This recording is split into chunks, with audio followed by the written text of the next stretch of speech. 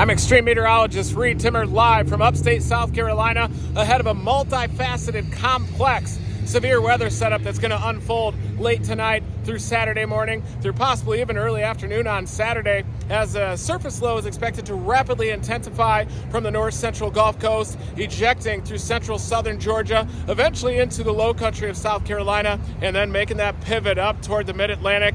I do think that there is going to be a substantial tornado threat with multiple modes of severe weather. There are going to be some renegade supercells that will develop in the north central Gulf of Mexico, moving toward the Florida Panhandle, eventually into southern Georgia, moving across northern Florida as well. There certainly is going to be tornado potential with those storms. However, it's possible that some of the low-level winds could shift to more of a southwesterly direction as that surface low intensifies and moves off toward central South Carolina. If that happens, then the tornado threat may be a little bit less down with those renegades across northwestern Florida. So far, though, the enhanced risk is centered around Tallahassee across the eastern Florida Panhandle into northwestern Florida, south central Georgia as well. But then you have that surface low that's going to rapidly intensify. Very favorable kinematics, strong low-level wind fields, extreme storm relative helicity right near that surface low, and if enough instability meanders northward to that surface low as it ejects across southern Alabama and Georgia, then there could be a couple of supercells that could couple with that surface low